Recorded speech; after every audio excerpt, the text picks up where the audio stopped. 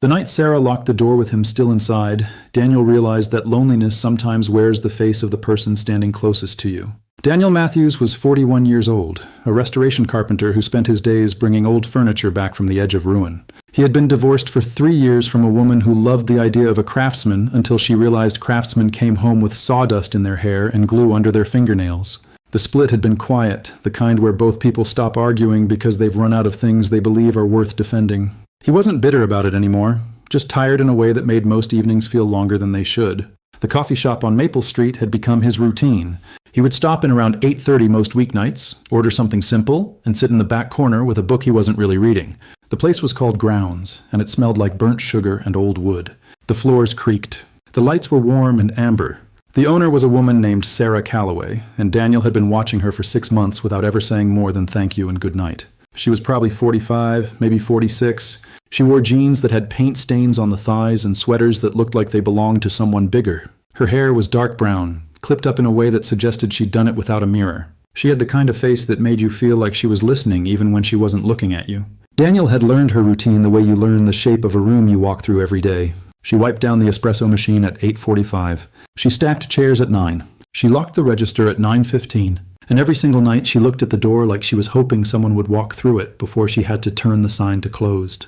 It was a Tuesday in late October when everything changed.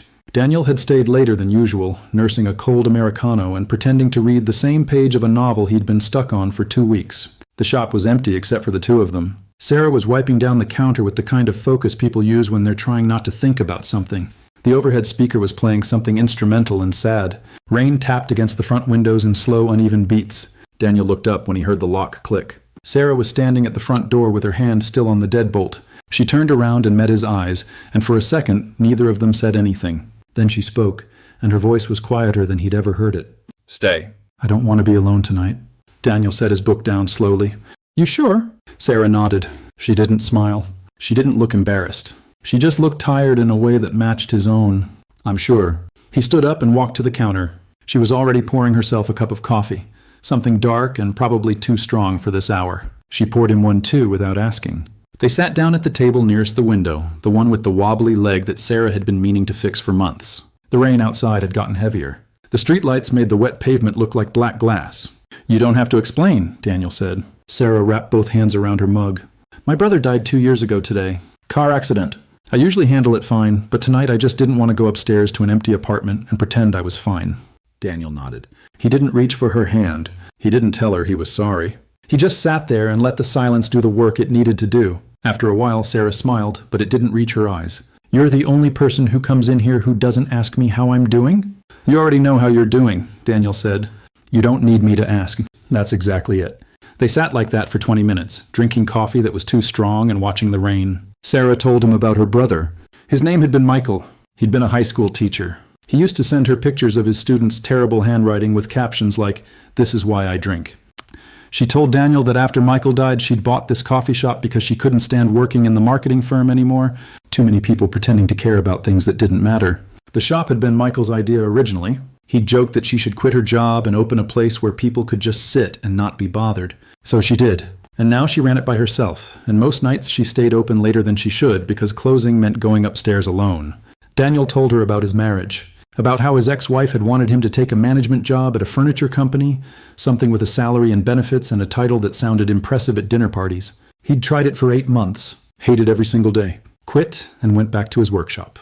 She'd left 6 weeks later. She wasn't wrong to leave, Daniel said. I just wasn't the person she needed me to be. Sarah looked at him for a long moment. "Do you think that's true? That people are supposed to be what other people need?" "I think it's easier when it lines up." "Easier isn't the same as right." Daniel smiled. "No, it's not." The door rattled as someone tried the handle from outside. Sarah glanced over but didn't move.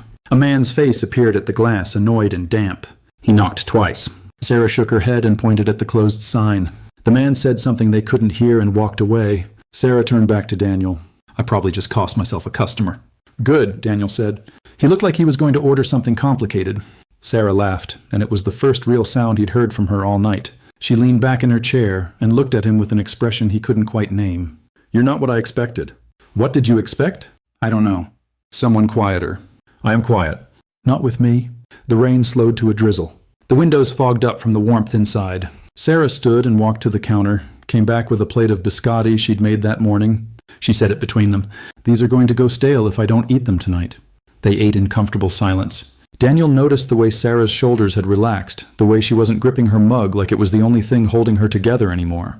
He noticed the framed photograph on the wall behind the counter, a younger Sarah standing next to a man with the same dark hair and sharp jawline. Michael, probably. The photo had been taken at a beach somewhere. Both of them were squinting into the sun. "Can I ask you something?" Sarah said. Daniel nodded. "Why do you come here every night?" "The coffee's good." Sarah raised an eyebrow. "The coffee's fine." "It's not that good." Daniel smiled. "Okay. I come here because it's the only place I go where no one expects me to be anything other than the guy who orders an Americano and sits in the corner. I don't have to perform. I can just be tired." Sarah set her mug down. Her eyes were bright, not with tears, but with something sharper. "I get that." "I know you do." "How do you know?"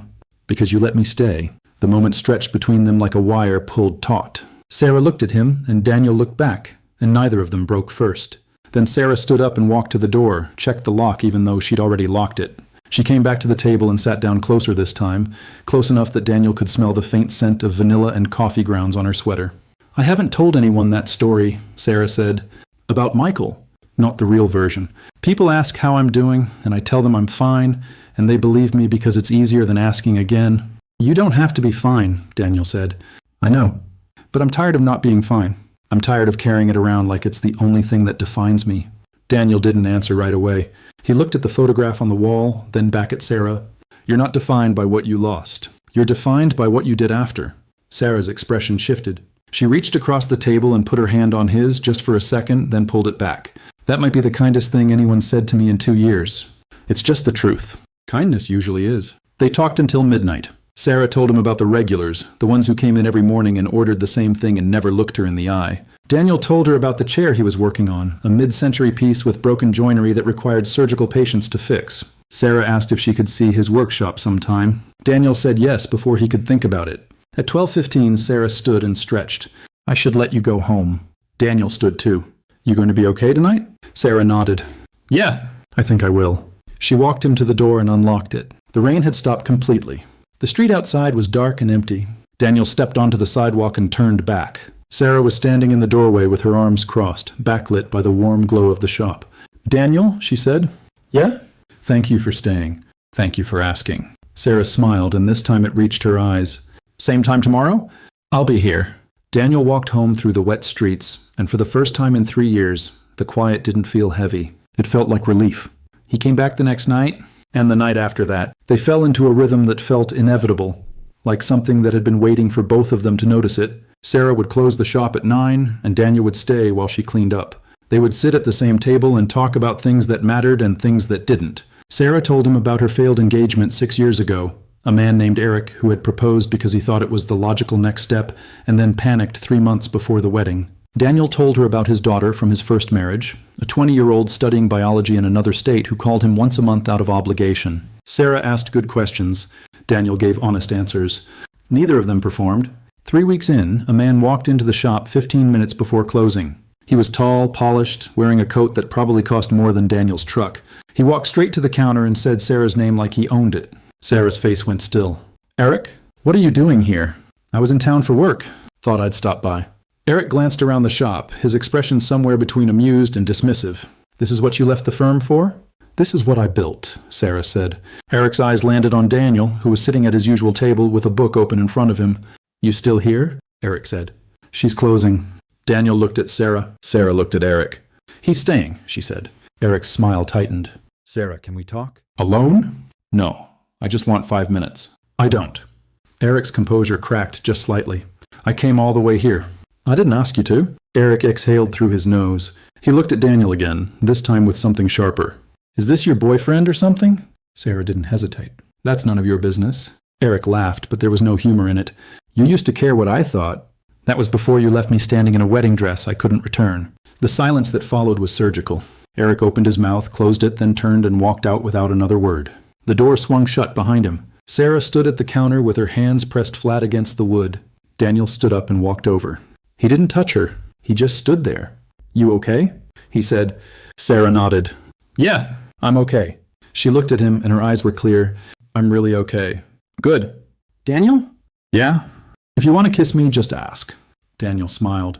Can I kiss you? I'd love that. He leaned in slowly, giving her every chance to change her mind, but she didn't. She met him halfway.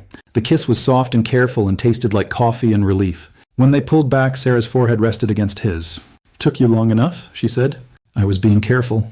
I'm not made of glass. I know. They stood like that for a long time, the shop quiet around them, the streetlights outside casting long shadows across the floor. Sarah pulled back first, smiling in a way that made Daniel's chest feel warm.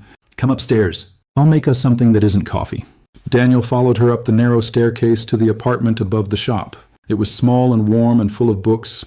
They sat on the couch with mugs of tea, and Sarah told him about the trip she and Michael had planned before he died, a road trip down the coast they never got to take. Daniel told her he'd drive her there if she wanted. Sarah said she'd think about it. They fell asleep on the couch sometime after 2. Sarah's head on Daniel's shoulder, his hand resting lightly on her arm. 6 months later, Daniel proposed in the coffee shop after closing. He didn't get down on one knee. He just asked her while they were cleaning up, the same way they did every night. Sarah said yes before he finished the sentence. They got married in the shop on a Sunday morning with 20 people and an officiant who drank 3 espressos before the ceremony. Sarah wore a simple dress. Daniel wore a suit he'd owned for a decade. Michael's photograph watched from the wall. A year after that, they were still closing the shop together every night. Sarah had taught Daniel how to pull a decent espresso shot. Daniel had fixed the wobbly table. They'd taken the road trip down the coast and scattered some of Michael's ashes at a beach he'd loved. They came home and kept the shop open late most nights because they'd learned that sometimes the best thing you can do for someone is let them stay when they don't want to be alone. Daniel thought about that night a lot. The night Sarah locked the door and asked him to stay. He realized that loneliness wasn't the absence of people. It was the absence of people who let you be tired and broken and still worth sitting with. Sarah had given him that, and he'd given it back. So here's my question. What would you have done if someone asked you to stay when you were the last person left? And have you ever been the one brave enough to ask? Tell me your story in the comments. If you liked this one, leave a like, subscribe, and I'll see you in the next video.